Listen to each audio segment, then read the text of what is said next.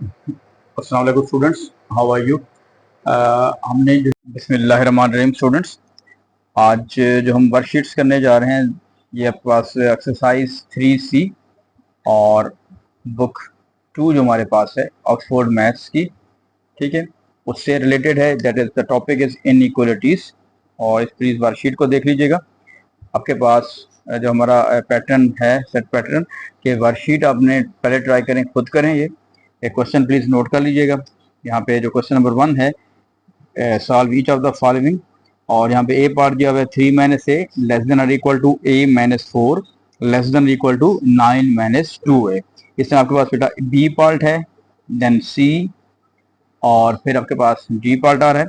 और इसी तरह क्वेश्चन नंबर इसको यहाँ पे 4 लिखा हुआ है, इसको आप क्वेश्चन नंबर 2 कर दें, क्योंकि इट इज सॉल्व और represent your answer on number line. ठीक है जी, तो आपने सॉल्व भी करना है और यहाँ पे बाकी पार्ट्स में उसने नंबर लाइन की बात नहीं की हुई, लेकिन इस क्वेश्चन में आपने इसको नंबर लाइन पे भी सॉल्व करना है।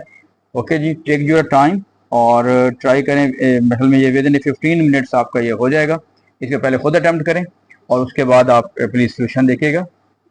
ठीक है, बेस्ट ऑफ लक।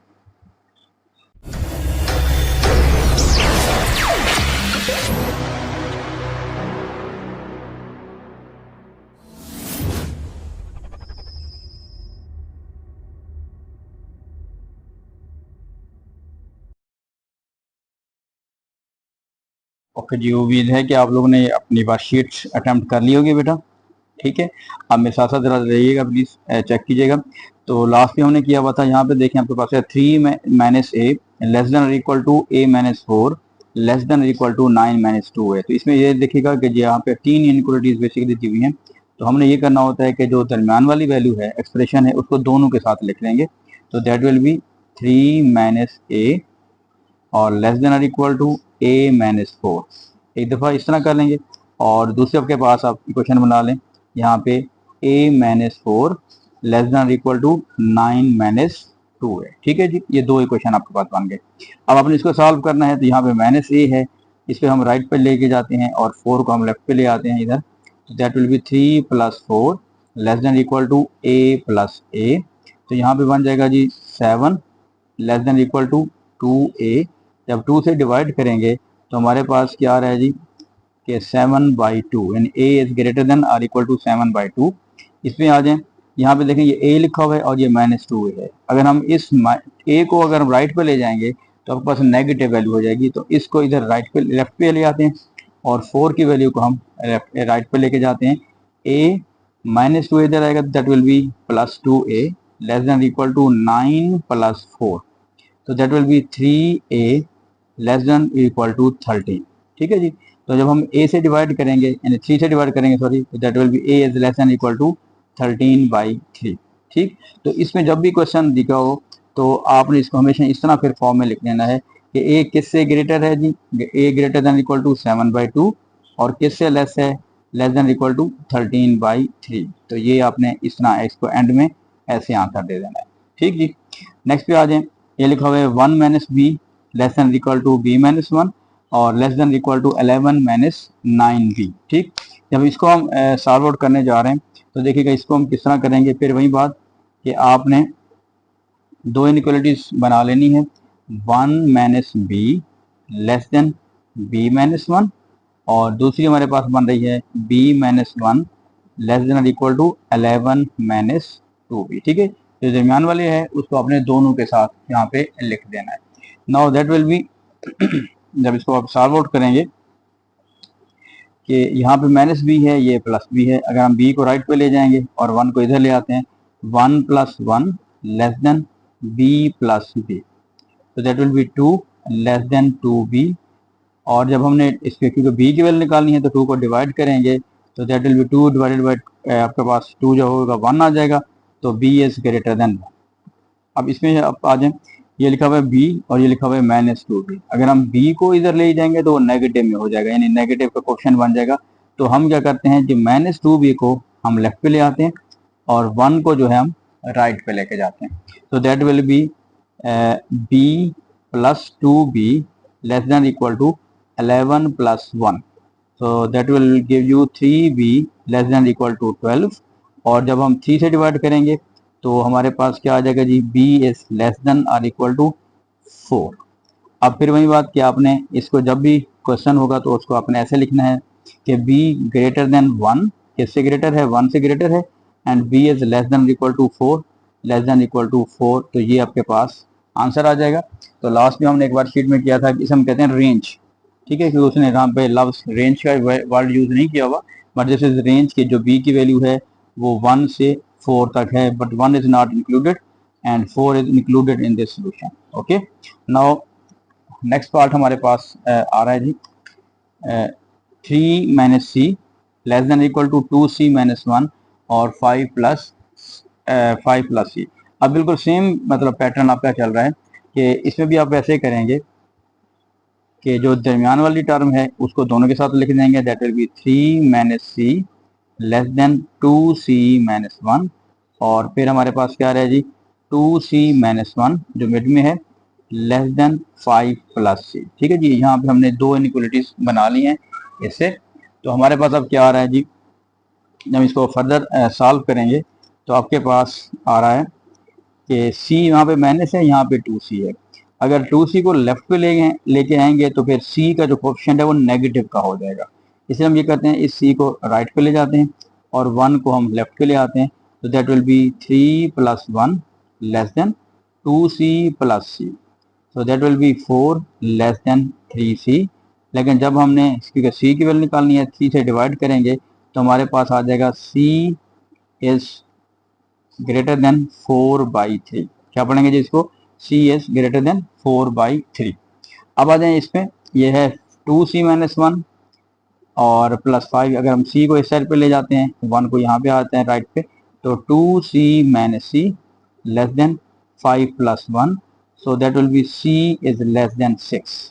ठीक है जी, तो अब आपके पास फिर वही बात देखेंगे, c हमने एक दफ़ा लिखना है और ये देखेंगे c ग्रेटर है हमारे पास 4/3 से और c लेस देन 6, तो ये आपके पास आंसर है। तो जब भी रिपीट कर रहा हूँ, जब भी ऐसी फॉर्म में आपको इनइक्वालिटीज दी गई होगी और वो कहेगा सॉल्व में, तो आपने इसको यहाँ तक नहीं छोड़ देना, आपने इसको बिल्कुल यहाँ पे रेंज तक लेके आना है, जैसे हमने लास्ट बात की थी कि ये इसको हम रेंज कह रहे होते हैं। ठीक है जी, अब आपके पास आ रहा है ये डी पार्ट। अब डी पार्ट में भी वही कॉन्सेप्ट आ रहा है कि जो मिड टर्म है उसको हमने दोनों के साथ लिखना है, तो मैं यूं पे लिख रहा हूँ 3d minus 5 less than d plus 1 और d plus 1 less than equal to 2d plus 1। ठीक है जी, तो जो मिड टर्म में है हमारे पास उसको हमने दोनों के साथ लिख लिया है, तो हमने उसकी दो इनइक्वालिटीज जो हैं वो हमने यहाँ से बना ली। क्लियर हो गया जी। अब आपके पास क्या हो रहा है अब इसको हम सॉल्व आउट कर रहे हैं, तो d को इस साइड पे ले जाएंगे 3d minus D less than 1 और 5 जब साइड पे राइट पे आएगा दैट विल बी प्लस 5, तो 3d minus d that will B 2d less than 6, और जब 2 से डिवाइड करेंगे d इज लेस देन 3 हो जाएगा। ठीक, और इधर आ जाएं तो ये d है और ये 2d हमारे पास आ रहा है। अगर हम 2d को इस साइड पे ले आएंगे तो कोफिशिएंट नेगेटिव का आ जाएगा।